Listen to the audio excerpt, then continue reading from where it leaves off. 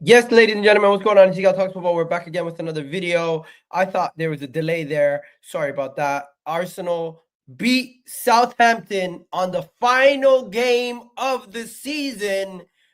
And thank God, I am glad the season is over. I am glad the season is over. Finally, this season has come to an end. Now we have to go again next season. Arsenal finished the season 10 points behind the champions Liverpool. And maybe in another day, maybe if we had some injury luck, maybe if things weren't our way and we were a little better in the final third, we could have potentially won it. But there's a lot of improvement that needs to be made.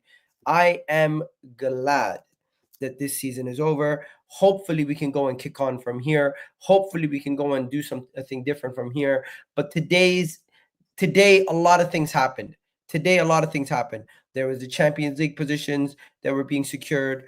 Of course, we know that Chelsea, Man City, and Newcastle secured the Champions League spots. Aston Villa and Nottingham Forest lost today, and both of them end up falling out of the Champions League positions. Even though Newcastle lost 2 games in a row, they ended up securing it through the back door by getting Aston Villa to drop enough points where they can get through goal difference.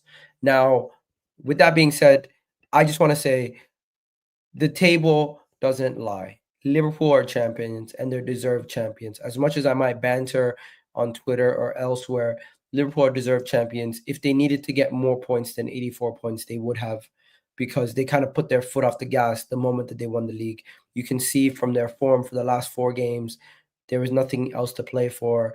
Chelsea, Arsenal, Brighton, and Crystal Palace. It was kind of like giving away points to end the season from there. As for Arsenal, ladies and gentlemen, just not good enough in the attacking end of the pitch. If you look, we got the team currently in 17th in the league, has around similar amount of goals as we do. Man City finished the season with more goals than we do. We finished the season with the best defense in the league, but still not good enough. Still not good enough. Still not good enough. We need to focus on the summer to go address the attacking area of the pitch. We know exactly what we need to do in the summer. As for this game versus Southampton, it was good to see some players who didn't get much game time all season to play. But first things first, I just want to start with this man right here, Raheem Sterling. Man lied to us. 30 years old. He's finished one of the worst signings this season by any club in the world. One of the worst signings by anyone in the world. Terrible signing. He lied to us. He told us we're going to see the best of him.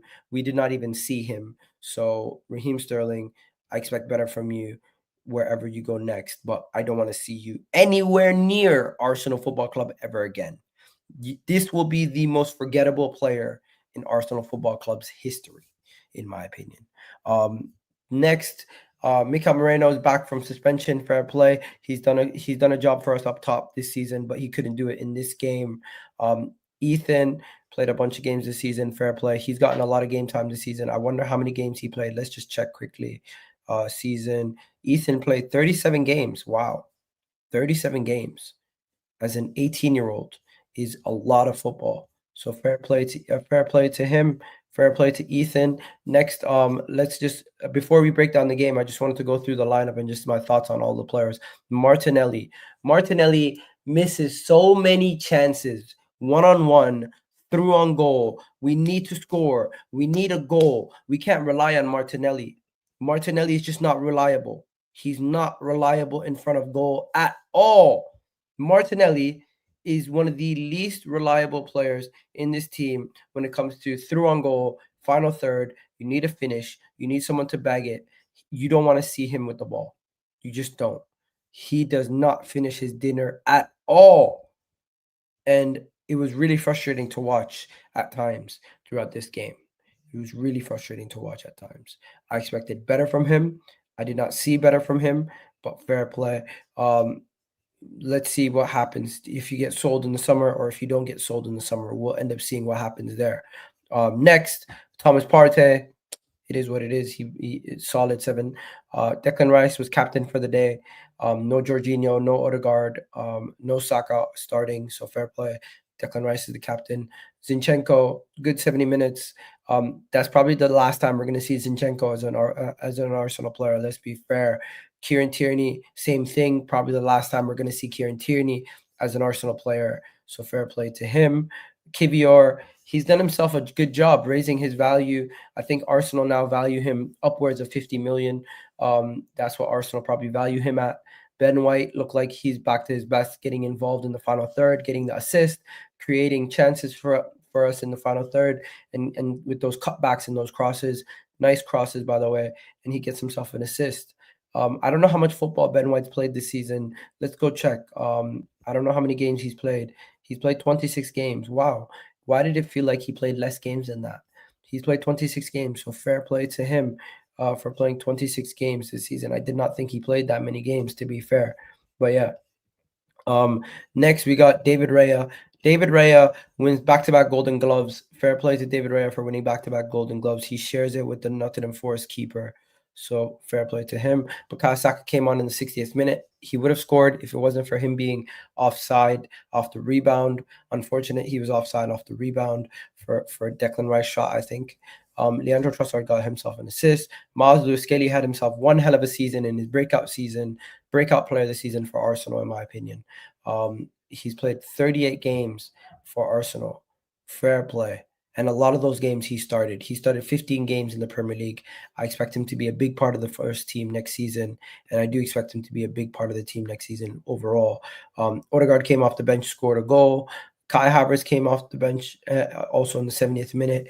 But overall, the game was done the moment we scored that second goal. This was a low-quality game. Southampton are a relegation side, and they are nowhere near our level. So, of course, we're going to beat them.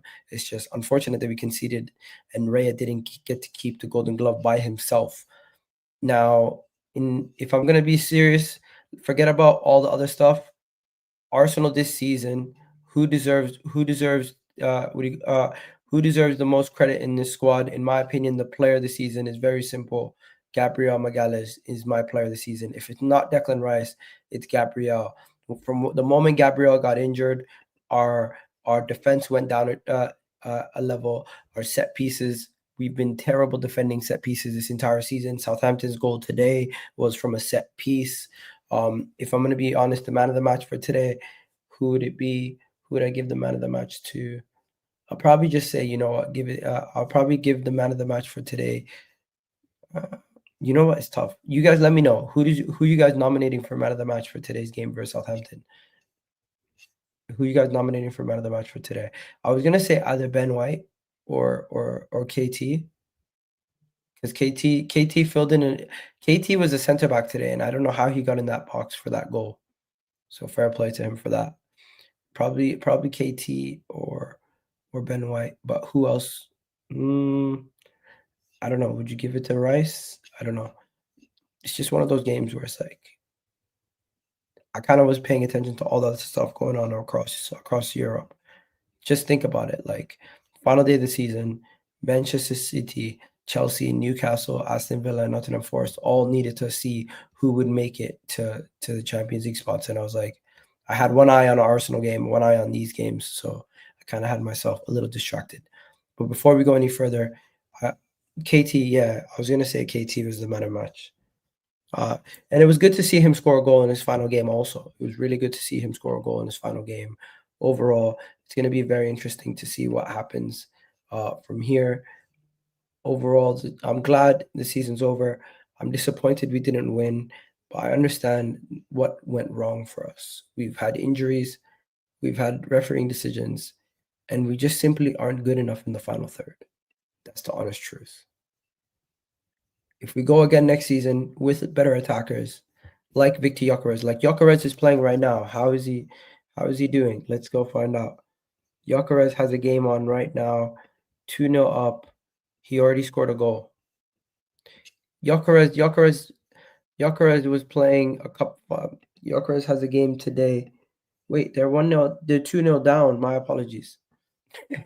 Gyökeres has a game right now. He's 2-0 down to Benfica. Damn. Cup final. He's down 2-0. Yeah, they need to think. No excuses. You know what? I don't think it's excuses. I think at this point we just need to acknowledge the reality. Liverpool are champions, deserved champions. But yeah, Saka needs help. Rice needs help. Gabriel and Saliba need help. We need better attackers. The margins are too small for us to be constantly complaining. I get it. I completely understand. But yeah, that is pretty much it, ladies and gentlemen. If I'm gonna give you guys player ratings, is there really a point of giving player ratings for today's game? Let's be 100% real. Is there really a point of giving player ratings for today's game? Today's game was pretty straightforward. Arsenal needed a win. We got the win. Saints strike back. And then what do we do from there? Martin Odegaard, the captain, takes us home. And we go on to come in second for the third respective season. Not the best season, not the worst season, not the most memorable season. But it's time for us to just move on and go on to the next year. Respect to everyone in the chat. Respect to everybody watching. But this is not going to be a long video. I'm going to be back at 7 o'clock. I'll catch you guys then for the full match day review for the entire day. You need to take a break from Twitter. You gotta keep embarrassing yourself. Safe yourself. You know what? Some people are funny, man. Love for the love people. We'll catch you guys in the next one.